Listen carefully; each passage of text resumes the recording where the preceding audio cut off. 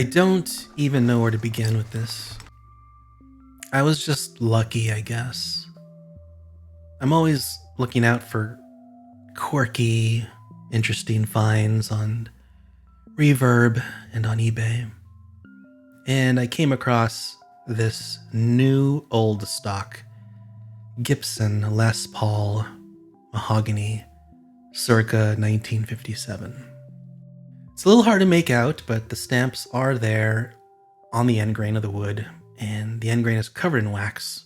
So it's very thick and it's very hard to photograph and very hard to record video of. And this is a stamp that simply has the address of the Kalamazoo, Michigan factory. So before Gibson moved to Nashville in 83 or 84, they were in Kalamazoo, and that's where this stock of wood came from. And the stamp there says July 57. You can see the side of the wood is actually really interesting. Everything is rough sawn. You can see these huge saw marks, circular marks everywhere. And it's a very interesting grain pattern on that side profile there.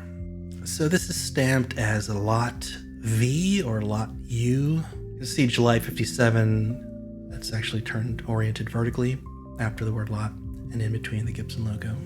And the Gibson logo is really interesting because it has that star. They do have the star Gibson logo on merchandise like shirts and things like that, but it's not something you see on a guitar. This is the most clear point where you can see the July 57 stamp right above that Les Paul LP stamp. The end grain is fairly dark because of the wax, but the top of the mahogany is fairly pale. That's what you'd expect to find from mahogany. Obviously, it's rough sawn, so it's not sanded smooth or anything. So just together, both blanks come in at 14.4 pounds. So you could divide that by 2, you'd get the weight of each of these blanks. So obviously these blanks aren't jointed, but just a rough measurement, right, from edge to edge. You're looking at about 16.5 inches.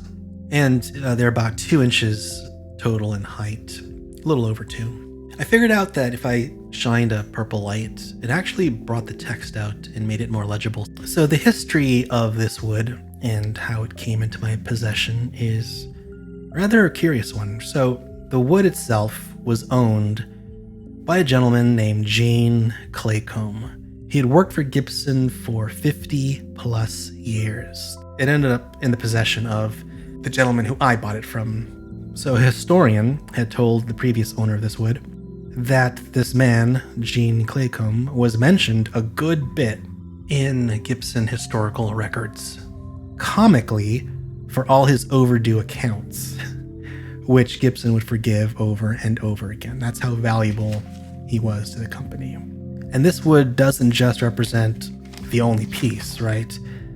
The person I bought the wood from had acquired the entire Eugene Claycomb Estate. And this included both bodies, necks. They have also a whole bunch of selection of fretboards from the 1930 to 1960s National Vulcanized Fiber Facility, who supplied for Epiphone and Gibson, Rickenbacker, and Harmony during the 30s through 60s.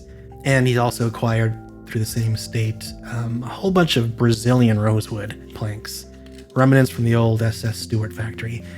So there was a whole bunch of wood that this man, Eugene Claycomb, had that was acquired from his estate. But this was obviously the piece that I was interested in.